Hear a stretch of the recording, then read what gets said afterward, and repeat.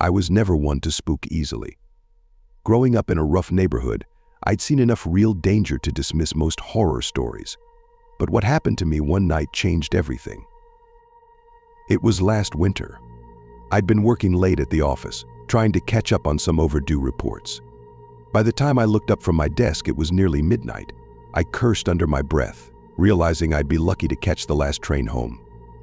Grabbing my coat, I rushed out of the building and headed toward the subway station a few blocks away. The streets were quiet, deserted. Snow had begun to fall, muffling the sound of my footsteps. My breath fogged the air in front of me, but the cold felt oddly comforting. There's something about the solitude of a city at night that makes you feel invincible. I think that's why I ignored the feeling at first. That strange sensation of being watched. I tried to shake it off, but as I approached the station, I felt it again stronger this time. I glanced over my shoulder.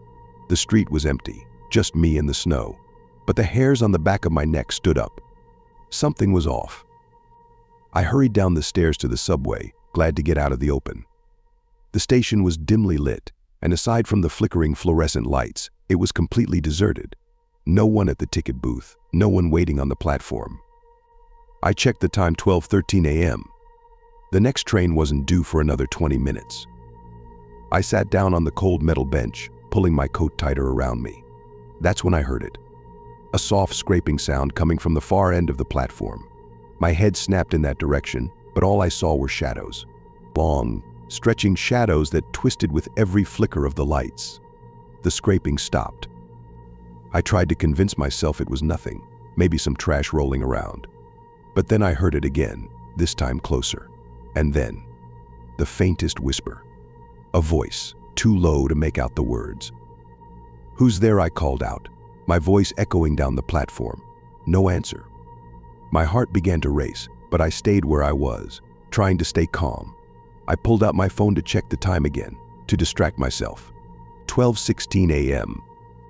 Then I saw something. Movement in the corner of my eye. I looked up just in time to catch a figure slipping into the shadows at the edge of the platform. It was too quick to make out any details, but it was enough to send a chill down my spine. My instinct was to leave, to get up and walk back up the stairs. But I didn't. I told myself it was just my imagination. That maybe I'd just seen a homeless guy looking for a place to sleep. I didn't want to overreact. I stayed seated. I shouldn't have. A minute later, the scraping returned. Closer. Louder. I stood up, scanning the platform. That's when I saw him. A man standing at the far end, his back to me. He was tall, wearing a dark coat, his head slightly bowed like he was staring at the ground.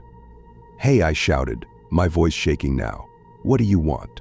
He didn't respond. He didn't move. Just stood there, as still as a statue. My phone buzzed in my hand, and I nearly jumped. A text. I glanced down quickly, hoping it was something to take my mind off this bizarre situation. But the message wasn't from anyone I knew. The text simply read, "Don't turn around." My blood ran cold. I didn't think. I just ran. Straight for the exit, my boots slapping against the concrete, the sound of my breath ragged my ears. I reached the stairs in a matter of seconds, but as I started to climb, I felt it again. That sensation. Something, someone, right behind me. I risked a glance over my shoulder, and what I saw froze me in my tracks. The man was following me, but his movements, they weren't normal. His limbs moved awkwardly, jerking like a marionette on strings, his face tilted unnaturally to one side. His eyes were wide, unblinking, and locked onto mine. His mouth was stretched into a grin, too wide, too forced. Like he was mimicking an expression he'd never made before. Panic surged through me, and I bolted up the stairs, 2 at a time, my legs burning with the effort. I could hear him behind me, those uneven footsteps scraping against the ground, closer now. I burst through the exit and back onto the street, gasping for air. The snow had thickened, but I didn't stop running. I didn't care where I was going, I just needed to get away. I could still hear his footsteps behind me, growing louder, faster. How was he keeping up? No matter how fast I ran, it felt like he was right there, just inches away. I veered into an alley, hoping to lose him, But that was a mistake. A dead end.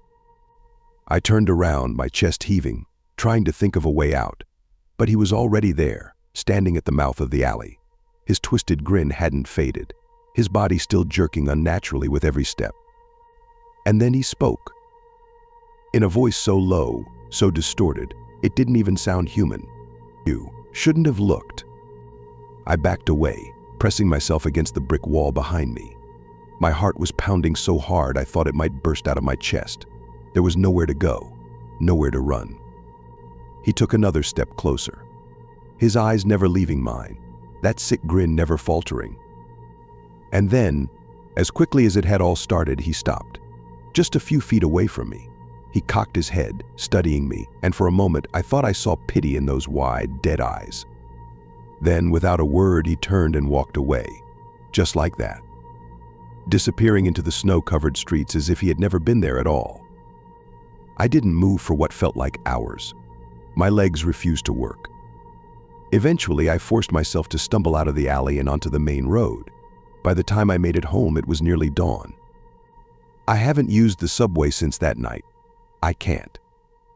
Every time I hear footsteps behind me, every time I feel the faintest breeze on my neck, I'm back in that station. And I remember his voice. "You shouldn't have looked." And sometimes, late at night, I wonder, what would have happened if I hadn't?